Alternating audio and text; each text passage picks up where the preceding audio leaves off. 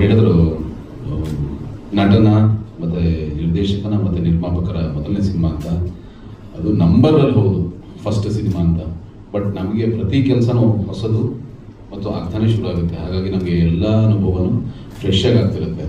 ಅವ್ರಿಗೂ ನಮಗೂ ದೊಡ್ಡ ವ್ಯತ್ಯಾಸ ಇಲ್ಲ, ಬರೀ ನಂಬರ್ ಅಷ್ಟೇ ವ್ಯತ್ಯಾಸ. ಯಾಕೆಂದರೆ ನಮಗೆ ನಟರಿಗಿರ್ಬೋದು ಅಥವಾ ಎಲ್ಲರಿಗೂ ಇರ್ಬೋದು, ಯಾವುದೇ ಒಂದು ಸಿನಿಮಾ ಯಾವುದೇ ಪ್ರಾಜೆಕ್ಟ್ ಆಗಲಿ, ಅದು ನಮಗೆ ಮುಂದಿನ ಕೆಲಸಕ್ಕೆ ಒಂದು ಬಯೋಡೇಟಾ ಇದ್ದಾಗೆ.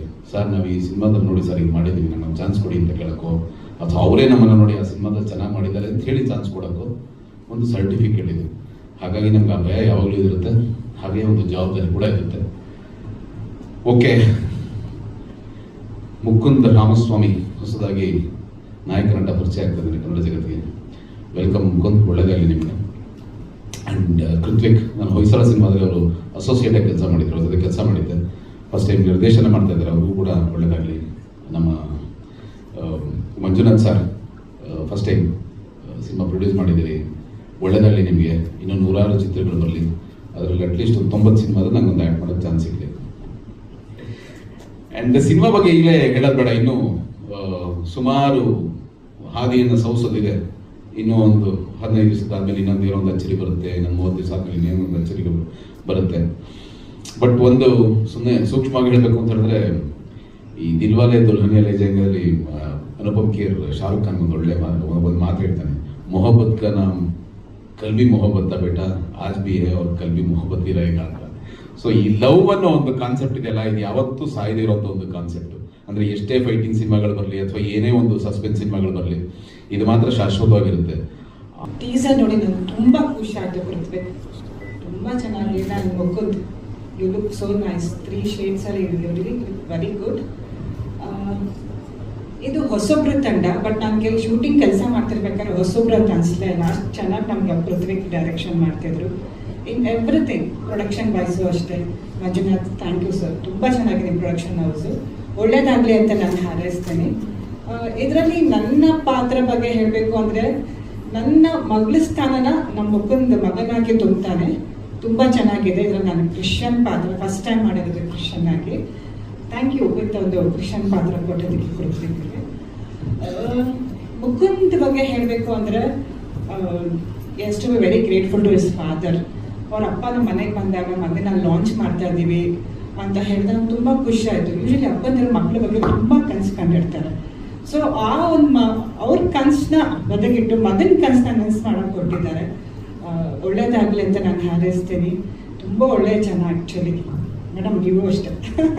ನಾನು ಶೂಟಿಂಗಲ್ಲಿ ಸುಮ್ಮನೆ ಅವ್ರನ್ನ ನನ್ನ ಜೊತೆ ಇದ್ದಾಗ ಯಾರೋ ಒಬ್ಬರು ಅನ್ನೋನ್ ಲೇಡಿ ಬಂದಿದ್ರು. ನಾನು ಇವರು ಆರ್ಟಿಸ್ಟ್ ಅಂತ ಹೇಳಿದೆ, ಫುಲ್ ಫೋಟೋನ ತಗೋತಿದ್ರು.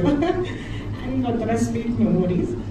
ಚೆನ್ನಾಗಿತ್ತು. ಈ ಚಿತ್ರಕ್ಕೆ ಒಳ್ಳೇದಾಗಲಿ, ಹೊಸೊಬ್ಬರು ತಂಡ ಒಳ್ಳೇದಾಗಲಿ, ಸಪೋರ್ಟ್ ಮಾಡಿ ಅಂತ ನಾನು ಕೇಳ್ಕೊತೀನಿ. ಇಡೀ ತಂಡಕ್ಕೆ ಗುಡ್ ಲಕ್. ಈಗ ಏನು ಮಾತಾಡಬೇಕು ಅಂತ ಗೊತ್ತಿಲ್ಲ. ಮೊದಲನೇದಾಗಿ ನನ್ನ ಮಗ ಹುಟ್ಟಿದಾಗಿನಿಂದ ಇದು ಕನಸು, ಸಿನಿಮಾ ತೆಗಿಬೇಕು. ನಾನು 18 ವರ್ಷ 25 ವರ್ಷದಲ್ಲೇ ನಾನು ಸಿನಿಮಾ ಮಾಡಬೇಕು ಅಂತ ಮನಸ್ಸಲ್ಲಿತ್ತು. ಓಡಾಡದೆ ಕೂಡ ಸಿನಿಮಾ ತೆಗಿಯೋಕ್ಕೆ ಆಗಲಿಲ್ಲ. ಯಾಕಂದರೆ ನನಗೆ ಅಷ್ಟೊಂದು ಅನುಕೂಲಗಳು ಇರಲಿಲ್ಲ ಆಗ. ಬಟ್ ನನ್ನ ಮಗ ನನ್ನ ಹೊಟ್ಟೆಯಲ್ಲಿ ಹುಟ್ಟಿದಾಗ 7 ವರ್ಷದಿಂದನೂ ಸಿನಿಮಾ ಮಾಡಬೇಕು ಅಂತ ಅವನು ಬರೀ ಸಿನಿಮಾಗೆ ಬಂದು ಚಾಲೆಂಜ್ ಆಗಿ ತಗೊಂಡು ಇದು ಸಿನಿಮಾ ಆಗಿ ಬಂದಿದೆ. ಅದರಲ್ಲೂ ಕೂಡ ಒಂದು NR ಸಂಸ್ಥೆ ಅನ್ನೋದು ಹುಟ್ಟಾಕಬೇಕು. N ಅಂದರೆ ನೀಲೇರಿ, R ಅಂದರೆ ನಮ್ಮ ತಂದೆ ಹೆಸರು ರಾಮಸ್ವಾಮಿ. ಸ್ವಲ್ಪ ಹೆಸರಿರ್ತಕ್ಕಂಥ ನಮ್ಮ ತಂದೆ, ಅವರ ಹೆಸರನ್ನು ಉಳಿಸ್ಬೇಕು ಅಂತೇಳಿ ಅನೇಕ ಡೈರೆಕ್ಟರ್ಗಳು ಅನೇಕ ಕಥೆಗಳನ್ನು ಹೇಳಿದ್ರು. ಬಟ್ ಆ ಸಂಸ್ಥೆಗೆ ಒಳ್ಳೆ ಕಥೆಯನ್ನು ಫಸ್ಟ್ ಕೊಡಬೇಕು ಅಂತ ಉದ್ದೇಶ ಇಟ್ಕೊಂಡು ಕೃತ್ವಿಕು ಮುಕುಂದು ಬಂದು ಈ ಸಿನಿಮಾ ಕಥೆಯನ್ನು ಹೇಳಿ ನನಗೆ ಒಪ್ಪಿಸಿ, ನನಗೂ ಇಷ್ಟ ಆಯಿತು. ತುಂಬ ಅದ್ಭುತವಾಗಿ ಸಿನಿಮಾ ಬಂದಿದೆ, ನೋಡಿದ್ದೀನಿ ಕೂಡ. ಬಟ್ ನನಗೂ ತುಂಬ ಖುಷಿ, ಯಾಕಂದರೆ ನನ್ನ ಮಗ ನನ್ನ ಕನಸನ್ನು ಈಡೇರಿಸಿದ್ದಾನೆ. ಬಟ್ ನಾನು ಸಿನಿಮಾ ಎಲ್ಲ ಕನ್ನಡ ಚಿತ್ರರಂಗ ಚಲನಚಿತ್ರಗಳು ತೆಗಿತಾನೆ, ಏನೋ ಬೇಕಾಬಿಟ್ಟಿ ಬರ್ತಾರೆ ಮಾಡ್ತಾರೆ, ಅದಕ್ಕೆ ಜೀವ ತುಂಬಲ್ಲ, ಇಲ್ಲ ಏನೋ ಕೊರತೆ ಮಾಡಿ ಹೋಗ್ತಾರೆ. ಆದರೆ ಈ ಸಿನಿಮಾಗೆ ಯಾರೇ ನಮ್ಮದು ಟೆಕ್ನಿಷಿಯನ್ಸ್, ಎಲ್ಲ ಟೆಕ್ನಿಷಿಯನ್ಸ್ ಇರ್ಬೋದು, ಯಾರಿಗೂ ನಾನು ಒಂದು ಸ್ವಲ್ಪನೂ ತೊಂದರೆ ಮಾಡಿಲ್ಲ, ತೊಂದರೆ ಮಾಡಿಕೊಡ್ದು ಒಳ್ಳೆ ರೀತಿಯಲ್ಲೇ ನಡಿಬೇಕು ಸಿನಿಮಾ, ಯಾರಿಗೂ ನನ್ನಿಂದ ತೊಂದರೆ ಆಗ್ಕೊಡ್ದು, ನಮಗೂ ಅವರಿಂದ ತೊಂದರೆ ಆಗ್ಕೊಡ್ದು ಅನ್ನೋ ಉದ್ದೇಶದಿಂದ ಈ ಸಿನಿಮಾ ಆಯಿತು. ತುಂಬ ಚೆನ್ನಾಗಿ, ತುಂಬ ಅದ್ಭುತವಾಗಿ, ಏನೂ ತೊಂದರೆ ಇಲ್ದಿರ ಸಿನಿಮಾ ಮುಗಿದಿದೆ. ನಮಸ್ಕಾರ. ಲವ್ ಸೀಸನ್ಸ್ ನೀವು ಟೈಟಲ್ ನೋಡಿದ್ರೆ ಅರ್ಥ ಆಗುತ್ತೆ. 3 ಜನ ಹೀರೋಗಳು ಕೂಡ ಇದ್ದಾರೆ. 3 ಸೀಸನ್ ಕತೆ ಅಂತ ಹೇಳ್ಬೋದು.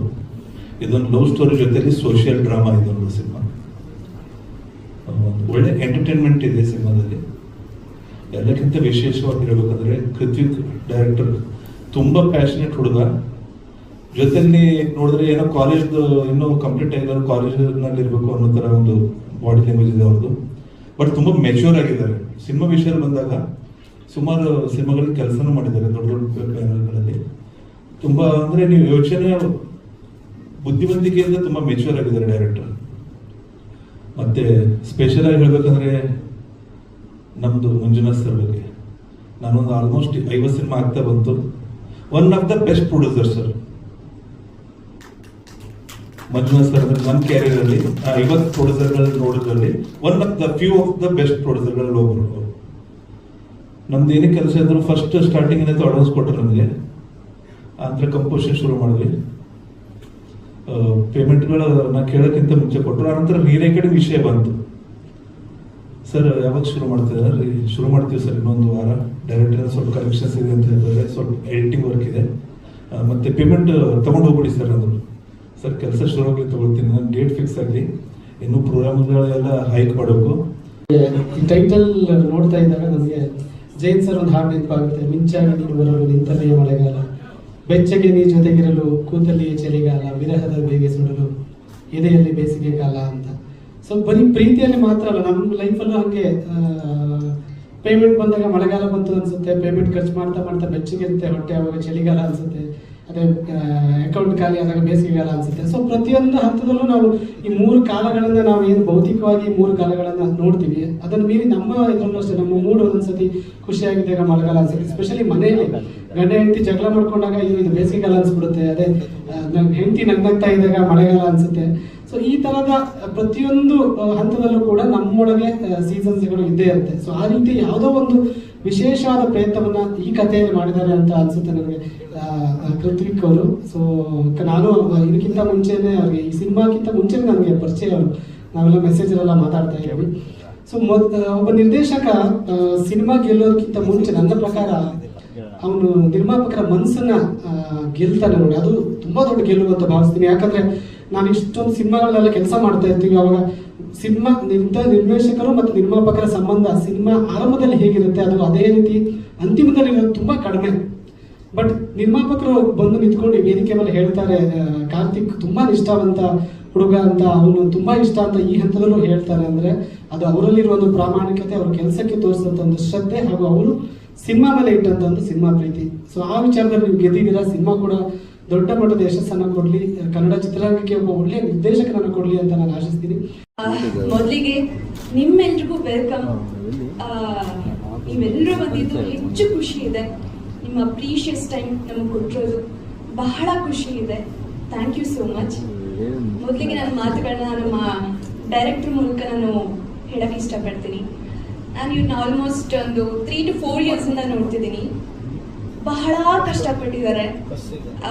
ಇವತ್ತು ಅವರು ಇಲ್ಲಿವರೆಗೂ ಬರ್ಲಿಕ್ಕೆ ಏನ್ ಕಾರಣ ಅಂದ್ರೆ ಅವರ ಕನ್ಸಿಸ್ಟೆನ್ಸಿ, ಅವರ ಗೋಲ್ ಏನಿದೆ, ನಾನು ಸಿನಿಮಾ ಮಾಡಬೇಕು, ಅದೆಷ್ಟೇ ಕಷ್ಟಗಳು ಬಂದ್ರು, ಏನೇ ಒತ್ತಡಗಳು ಬಂದ್ರು ಅದನ್ನ ಗಿವ್ ಅಪ್ ಮಾಡಿದೆ. ಮತ್ತೆ ಅವರಲ್ಲಿ ಏಜ್ ನಾನು ಎಲ್ಲರೂ ನೋಡ್ತಿದ್ದೀನಿ ಬಂದಾಗಿಂದ, ಇನ್ನು ಕಾಲೇಜ್ ಸ್ಟೂಡೆಂಟ್ ಅಂದಿದ್ದಾರೆ. ಅವ್ರು ನೋಡ್ಲಿಕ್ಕೆ ಅಷ್ಟೇ ಆಗಿದ್ದಾರೆ, ಬಟ್ ಅವರಲ್ಲಿ ತುಂಬಾ ವಿಚಾರಗಳಿದೆ, ತುಂಬಾ ವಿಚಾರಗಳನ್ನ ಕಲ್ತಿದ್ದಾರೆ. ಅದು ಜೀವನ ಅವ್ರಿಗೆ ಕಲಿಸಿದೆ ಆ ಪಾಠಗಳನ್ನ. ಸೊ ಹಾಗಾಗಿ ಅವ್ರು ಇವತ್ತು ಡೈರೆಕ್ಟರ್ ಆಗಿ ಇಷ್ಟು ಒಳ್ಳೆ ದೊಡ್ಡ ಸಿನಿಮಾನ ನಿಭಾಯಿಸುವಂತ ಶಕ್ತಿ ಕೊಟ್ಟಿದೆ ಅವ್ರಿಗೆ. ನಿಜವಾಗ್ಲೂ ನನ್ನ ಮನಸ್ಸಿಂದ ಅವ್ರಿಗೆ ಹಾರೈಸ್ತೀನಿ. ಕೃತ್ವಿಕ್, ಹೆಚ್ಚು ಒಳ್ಳೇದಾಗ್ಲಿ ನಿಮ್ಗೆ. ನಿಮ್ಮಿಂದ ಇನ್ನೊಂದಷ್ಟು ಒಳ್ಳೊಳ್ಳೆ ಸಿನಿಮಾಗಳು ನಮ್ಮ ಇಂಡಸ್ಟ್ರಿಗೆ ಬರಲಿ ಅಂತ ನಾನು ಆಶಿಸ್ತೀನಿ. Thank you so much Krithvik. Vandana Gowda, ನನ್ನನ್ನು ನೀವು ಕಿರುತೆರೆಯಲ್ಲಿ ನೋಡಿರ್ತೀರ ಅಂದ್ಕೊಳ್ತೀನಿ. ಮಹಾನಟಿ ಕಾರ್ಯಕ್ರಮದಲ್ಲಾಗಿರ್ಬೋದು ಅಥವಾ ನೃಜನಕ್ಕೂ ಕಾರ್ಯಕ್ರಮದಲ್ಲಾಗಿರ್ಬೋದು. ಈಗ ಹಿರಿತೆರೆಗೆ ನಾನು ಒಬ್ಬ ಫ್ರೆಶರ್. ಸೊ ಖುಷಿ ಆಗುತ್ತೆ ಲವ್ ಸೀಸನ್ಸ್ ಮೂಲಕ ನಾನು ಪದ್ಯಗಳು ಕಾಣಿಸ್ಕೊಳ್ತಿದ್ದೀನಿ ಅಂತ. ಸೊ ಫಸ್ಟ್ಲಿ ನಾನು ಹೇಳಬೇಕಂದ್ರೆ ಕೃತಿಕ್ ಅವ್ರ ಬಗ್ಗೆನೇ ಹೇಳಲೇಬೇಕು. ಬಿಕಾಸ್ ಎಲ್ಲರಿಗೂ ಅನ್ಸುತ್ತೆ ಸಿನಿಮಾ ಮಾಡಬೇಕು ಅಂತ. ನನಗೂ ಅನ್ಸಿದೆ, ಇಲ್ಲಿರೋ ಎಷ್ಟೊಂದು ಜನಕ್ಕೆ ಅನ್ಸಿರುತ್ತೆ ಆ ಥರ ಸಿನಿಮಾ ಮಾಡೋಣ, ಈ ಥರ ಸಿನಿಮಾ ಮಾಡೋಣ ಅಂತ. ಬಟ್ ಅದನ್ನ ಒಂದು ಕಲ್ಪನೆಗೆ ತಂದು ಅದನ್ನ ಮೆಟೀರಿಯಲೈಸ್ ಮಾಡಿ ಇವತ್ತು ಇಲ್ಲಿ ಒಂದು ಪ್ರೆಸ್ ಮೀಟ್ ನಡೀತಿದೆ, ನಮ್ಮ ಟೀಸರ್ ಲಾಂಚ್ ಆಗ್ತಿದೆ, ಸಿನಿಮಾ ಇನ್ನೇನು ಜೂನ್ಗೆ ರಿಲೀಸ್ ಆಗುತ್ತೆ ಅಂದರೆ that is not a joke, that is very real and it is very magical. ಅದನ್ನು ಎಷ್ಟು ಶ್ರದ್ಧೆಯಿಂದ ಅವರು ಪರಿಪೂರ್ಣಗೊಳಿಸಿದ್ದಾರೆ. ಸೊ ಕೃತಿಕ್ ಅವರೇ, ಥ್ಯಾಂಕ್ ಯು ಸೋ ಮಚ್. ನಮಗೂ ಈ ಒಂದು ಜರ್ನಿಯಲ್ಲಿ ಭಾಗ ಆಗೋದಕ್ಕೆ ಅವಕಾಶ ಕೊಟ್ಟಿದ್ದಕ್ಕೆ ಥ್ಯಾಂಕ್ ಯು. ಆ್ಯಂಡ್ ಈ ಥರ ಹೊಸ ಡೈರೆಕ್ಟರ್ಸ್ಗೆ ಖಂಡಿತವಾಗ್ಲೂ ಅವಕಾಶ ಸಿಗಬೇಕು. And thank you so much. And ಎಲ್ಲರಿಗೂ ನಮಸ್ಕಾರ. ನನ್ನ ಹೆಸರು ಮುಕುಂದ ರಾಮಸ್ವಾಮಿ. ನಾನು ಲವ್ ಸೀಸನ್ ಸಿನಿಮಾದಲ್ಲಿ ನಾಯಕ ನಟನಾಗಿ ಅಭಿನಯಿಸ್ತಿದ್ದೀನಿ. ಫಸ್ಟ್ ಆಫ್ ಆಲ್ ಇಲ್ಲಿ ಬಂದಿರುವಂತಹ ಎಲ್ಲ ಮೀಡಿಯಾ ಫ್ರೆಂಡ್ಸ್ಗೆ ಮತ್ತು ನಮ್ಮ ಸೀನಿಯರ್ ಆರ್ಟಿಸ್ಟ್ಗಳಿಗೆ ಮತ್ತು ಕೋ ಆರ್ಟಿಸ್ಟ್ಗಳಿಗೆ, ಇಲ್ಲಿರುವಂಥ ಫ್ಯಾಮಿಲಿ ಫ್ರೆಂಡ್ಸ್ ಮತ್ತು ಟೆಕ್ನಿಷಿಯನ್ಸ್ ಮತ್ತು ಲಿರಿಸಿಸ್ಟ್ ಎಲ್ಲರಿಗೂ ಹೃದಯಪೂರ್ವಕ ನಮಸ್ಕಾರ. ಎಲ್ಲರಿಗೂ thank you so much for coming and supporting us. Because cinema ಅಂದ್ರೇ ಟೀಮ್ ವರ್ಕ್ ಮತ್ತು ಮೀಡಿಯಾ, ನೀವೇ ನಮ್ಮ ಬಿಗ್ಗೆಸ್ಟ್ ಸಪೋರ್ಟ್ ಸಿಸ್ಟಮ್. ನಿಮ್ಮ ಸಪೋರ್ಟ್ ಇಲ್ಲ ಅಂದರೆ ನಮ್ಮ ಸಿನಿಮಾ ಜನರ ಹತ್ರ ತಲುಪೋದು ತುಂಬ ಕಷ್ಟ ಆಗುತ್ತೆ. ದಯವಿಟ್ಟು ನಮಗೆ ಸಪೋರ್ಟ್ ಮಾಡಿ. Thank you all so much. Cinema ಬಗ್ಗೆ ಹೇಳಬೇಕು ಅಂದರೆ ಟೆಕ್ನಿಷಿಯನ್ಸ್ ಮತ್ತು ಕ್ಯಾಸ್ಟಿಂಗ್ ಕ್ರೂ ಬಗ್ಗೆ ಹೇಳ್ತೀನಿ. Sangeetha madam, thank you so much. ನಟನದಲ್ಲಿ ಸರ್ ನಾನು 2018 ಇದೇ ಫೀಲ್ಡಲ್ಲಿ ಇದ್ದೀನಿ. ಹೈದರಾಬಾದಲ್ಲಿ ಎಲ್ಲ ಕೋರ್ಸಸ್ ಮಾಡಿದ್ದೀನಿ. ಲಾಸ್ಟ್ 2 years ಇಂದ ನಟನದಲ್ಲಿ ಥಿಯೇಟರ್ ಡಿಪ್ಲೊಮಾ ಮಾಡಿದ್ದೆ. ಸೊ ಅದಾದಮೇಲೆ ಈ ಸಿನಿಮಾ ಡಿಸ್ಕಷನ್ ಆಗಿ ಮಾಡಿದ್ದಾಯಿತು. ಸರ್ ಸಾರಿ, ಸಿಂಪಲ್ ಆಗಿ ಒಂದು ಲವ್ ಸ್ಟೋರಿ ಅಂತ ಹೌದು, ಅಲ್ಲೂ ಇದೇ ಥರ 3 seasons. ಬಟ್ ಆ ಕಥೆಗೂ ಈ ಕಥೆಗೂ ತುಂಬ ವಿಭಿನ್ನವಾಗಿದೆ. ಇದು ನಮ್ಮ ಎಲ್ಲರ ಜೀವನದಲ್ಲೂ, ಎಲ್ಲರೂ ನಮ್ಮ ಮನೆಯಲ್ಲಿ, ನಮ್ಮ ಪಕ್ಕದ ಮನೆಯಲ್ಲಿ ನಡೆಯುವಂತಹ ಕಥೆ ಸರ್ ಇದು. ಸೊ ತುಂಬ ವಿಭಿನ್ನವಾಗಿದೆ, ತುಂಬ ಹೈ ಮಾರಲ್ ವ್ಯಾಲ್ಯೂಸ್ ಇಟ್ಕೊಂಡು ಮಾಡಿರುವಂಥ ಸಿನಿಮಾ ಇದು. ಸೀಸನ್ಸ್ ಅಂತ ಇದ್ರಲ್ಲ, ಅದು ಸಿನಿಮಾ ನೋಡಿದ್ರೆ ನಿಮಗೆ ಗೊತ್ತಾಗುತ್ತೆ. ಅದು ಆಕ್ಟ್ ಟೈಟಲ್, ಅದಕ್ಕೆ ಟ್ಯಾಗ್ ಲೈನ್ ಅಮರ ಮಧುರ ಪ್ರೇಮ ಅಂತ ಇಟ್ಟಿದ್ದೀವಿ. ಸಿನಿಮಾ ನೋಡಿದಾಗ ನಿಮಗೆ ಇನ್ನೂ ಡೀಪ್ ಆಗಿ ಅರ್ಥ ಆಗುತ್ತೆ. ಮತ್ತೆ ವೀರ್ ಸಮದ್ ಸರ್, ಆ 3 ಜನ ಇವರೇ ಅಮರ ಮಧುರ ಪ್ರೇಮ.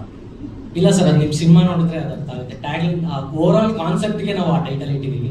ಬಟ್ ನಿಮಗೆ ಒಂದು ಯಾರು ಸುಮ್ಮನೆ ಇಲ್ಲ ಈ ಸಿನಿಮಾದಲ್ಲಿ. ಯಾರು ಎಲ್ಲ ಪಾತ್ರಕ್ಕೂ ಒಂದು ಕತೆ ಇದೆ. ಎಲ್ಲ ಪಾತ್ರಗಳು ಸೇರಿದ್ರೆ ಲವ್ ಸೀಸನ್ಸ್ ಆಗುತ್ತೆ. ಈ 3 season ಬರ್ತೇನಪ್ಪ, ಮಳೆಗಾಲ, ಚಳಿಗಾಲ, ಅದೆಲ್ಲ ಸಿನಿಮಾದಲ್ಲಿ ಅಂದ್ರೆ ಮೆಟಾಫಾರಿಕ್ ಆಗಿ ಹೇಳಕ್ ಕೊಡ್ತೀನಿ ಸರ್.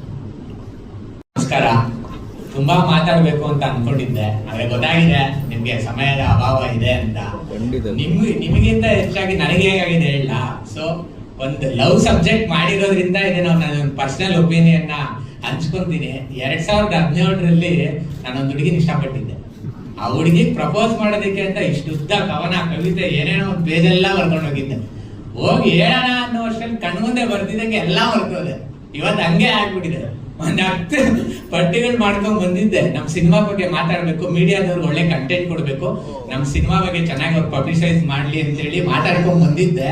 ಇಲ್ಲೆಲ್ಲ ಮಾತಾಡೋದ್ ನೋಡಿ, ಇದೆಲ್ಲ ನೋಡಿ ಸೊ ನನಗೂ ನರ್ವಸ್ನೆಸ್. ಸೊ ಅದೇ ಪರಿಸ್ಥಿತಿ ಆಗಿದೆ. ಎಲ್ಲ ಮರ್ತು ಬಿಟ್ಟಿದೀನಿ. ಈಗೆಲ್ಲ ಆಲ್ರೆಡಿ ಎಲ್ಲ ಮಾತಾಡಿದ್ದಾರೆ, ಎಲ್ರ ಬಗ್ಗೆ ನಾನೇನ್ ಮಾತಾಡ್ಬೇಕಿಲ್ಲ. ಟ್ರೈಲರ್ ಲಾಂಚ್ ಅಲ್ಲಿ ಖಂಡಿತ ಕಾನ್ಫಿಡೆಂಟ್ ಆಗಿ ತುಂಬಾ ಬೇಗ ನಿಮ್ಗೆ ಮುಗಿಸ್ಕೊಡ್ತೀವಿ ಪ್ರೆಸ್ ಮೀಟ್ ನ. ಈಗ ನಿಮ್ ಕ್ವಶನ್ಸ್ ಏನಿದ್ರೆ ಕೇಳಿ ಸರ್. ಸಿನಿಮಾ ನೋಡಿ, ಇದರಲ್ಲಿ ಏನೇನ್ ಪಾತ್ರಗಳು ಬರುತ್ತೆ, ಆ ಪಾತ್ರಗಳಲ್ಲಿ ಏನೇನು ಒಳ್ಳೆತನ ಇದೆ, ಅದು ನಾನು ಹಂಗೆ ಯೋಚನೆ ಮಾಡೋದು, ನಾನು ಹಂಗೆ ಬದುಕಬೇಕು ಅಂತ ಆಸೆ ಇಟ್ಕೊಂಡಿದ್ದೀನಿ. ಸಮಾಜನೂ ಅದಕ್ಕೆ ನಮ್ಗೆ ಅವಕಾಶ ಮಾಡ್ಕೊಡುತ್ತೆ ಅಂತ ಅನ್ಕೊಂಡಿದ್ದೀನಿ. ನೋಡೋಣ. ನೀವು ಈ ಸಿನಿಮಾನ ನೋಡಿದ್ರೆ ನೀವು ಕೃತ್ವಿಕ್ ಅರ್ಥ ಆಗ್ತಾರೆ. ಚಿನ್ನನೇ ದುಬಾರಿ ಅಂತಾರೆ, ಆದ್ರೆ ಚಿನ್ನ ಅಲ್ಲ, ನಂಬಿಕೆ, ವಿಶ್ವಾಸ ಮತ್ತೆ ಪ್ರೀತಿ, ಒಳ್ಳೆತನ, ಇದು ತುಂಬಾ ದುಬಾರಿ. ಇದು ನಾವು ಯಾರಲ್ಲೂ ಈಗ ಅಷ್ಟು ಸುಲಭವಾಗಿ ಎಕ್ಸ್ಪೆಕ್ಟ್ ಮಾಡೋದಕ್ಕೆ ಆಗೋದಿಲ್ಲ. ಸೊ ಈಗ ಹೆಂಗ ಆಗ್ಬಿಟ್ಟಿದೆ ಅಂದ್ರೆ, ನಾನು ಒಳ್ಳೆಯವನು, ನಾನು ಒಳ್ಳೆ ರೀತಿ ನಡ್ಕೊಂಡ್ರೆ ನನ್ನ ಡೌಟ್ ಪಡ್ತಾರೆ. ಇವನೇನ್ ಗುರು ಇಷ್ಟೊಂದು ಒಳ್ಳೆಯವನ, ಹಿಂಗ್ ಬಿಹೇವ್ ಮಾಡ್ತಾನೆ ಅಂದ್ರೆ ಒಳ್ಳೆತನನೇ ಜನ ಡೌಟ್ ಅಲ್ಲಿ ನೋಡ್ತಿದ್ದಾರೆ. ಸೊ ಅಷ್ಟರ ಮಟ್ಟಿಗೆ ಒಳ್ಳೆತನ ಈ ಸಮಾಜದಲ್ಲಿ ಕಣ್ಮರೆ ಆಗ್ತಿದೆ. ಸೊ ಅದು ಆಗ್ಬಾರ್ದು.